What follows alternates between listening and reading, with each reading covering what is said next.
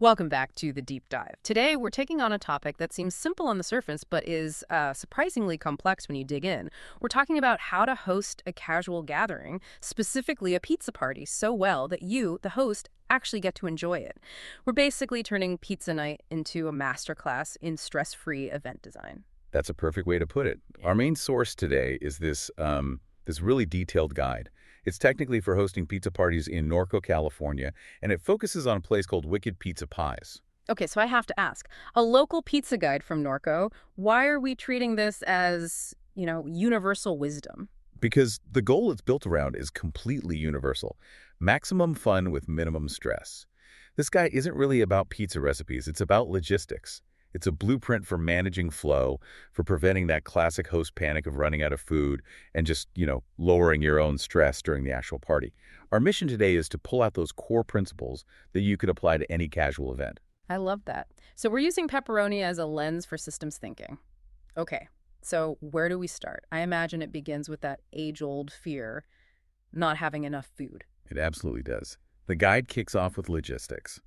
Tip 1 is all about planning your guest list and, more importantly, calculating the quantity. They have this simple slice rule: 2 to 3 slices per adult and about 1 to 2 per kid.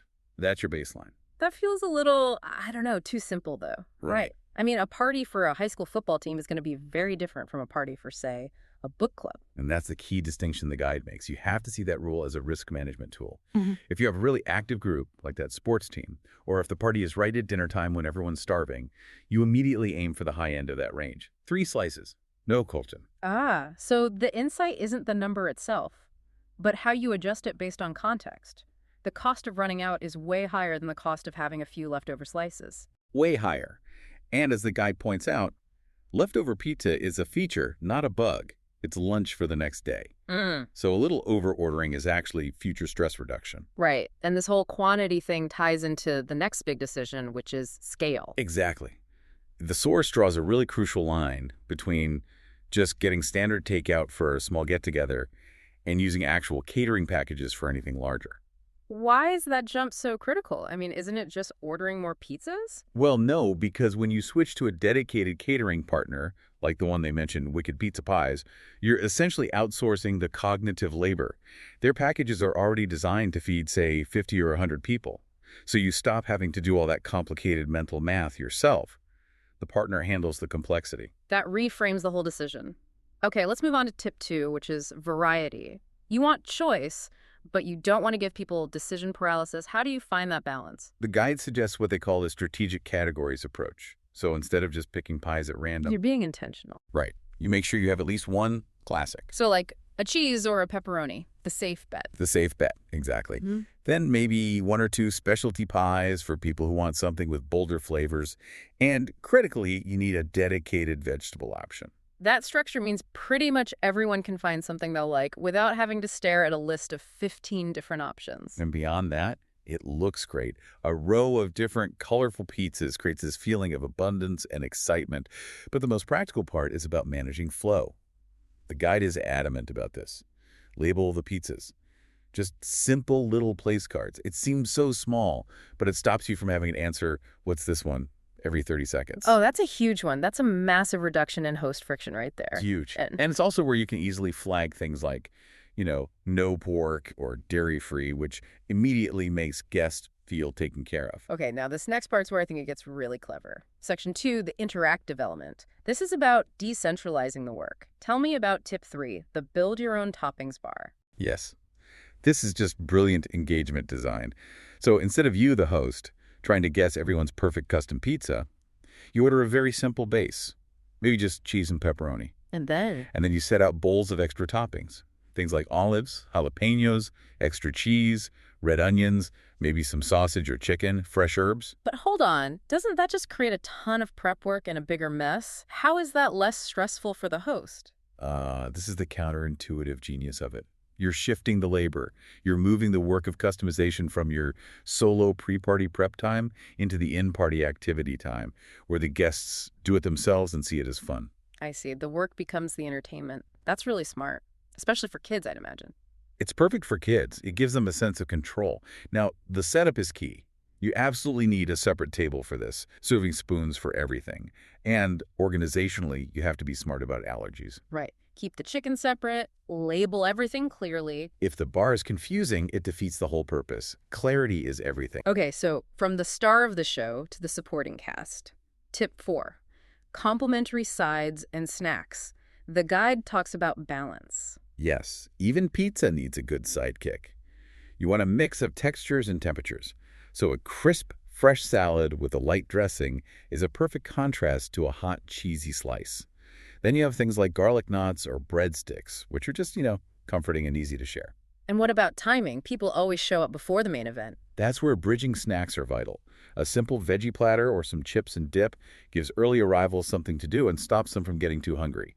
But here's the real organizational pro tip from the guide on this. Let me guess. It has to do with location. Exactly. Put the sides and snacks on a totally separate table away from the pizza. Why is that separation so important for the flow of the party? Because it creates parallel processing. If everything, plates, pizza, sides, drinks, is in one long line, you get a huge bottleneck. By creating a separate station for sides, you split the crowd and keep traffic moving. It's a simple change that dramatically improves the guest experience. All right, let's talk vibes. Section 3. We've got the food logistics down, but what about the feeling of the party? Tip 5 is about drinks. Right, because drinks are key for balancing out rich or spicy flavors. For a family party, the guide says the best strategy is just delegation through a self-serve station. Get some big, clear dispensers for water, maybe some juice or soda, lots of ice. And again, label everything. And for adults, you might have wine or some local craft beers. But you mentioned another key insight about placement. Yes, this is one of those small details that makes a huge difference for the host. Put water in more than one spot. Have the main drink station, sure, but also put a pitcher of water or a cooler over near the main seating area. So people don't have to keep getting up and going back to the busy food area just for a refill. It's a tiny thing that just reduces friction for everyone and keeps the party flowing smoothly. Okay, tip 6, setting the atmosphere. This is the stuff people actually remember. Right. This is what they remember. The guide says you, the host, have to actively manage the environment. It starts with seating. Don't just put out chairs. Mix large tables with smaller little conversation spots. And keep furniture away from the serving areas to avoid those awkward bottlenecks. And what about lighting and music? For evening event, lighting is everything. If you're outside, some simple string lights or lanterns give off that warm, welcoming glow. It's an emotional cue. And for music, make a playlist that fits the crowd. But, and this is critical, keep the volume low enough for conversation.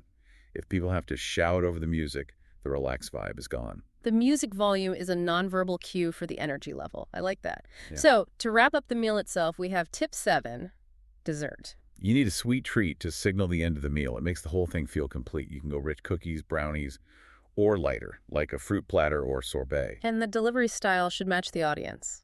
Right. For kids who are running around, handheld things are best. No plates needed. For adults who might be sitting down with coffee, you could do something a bit more plated.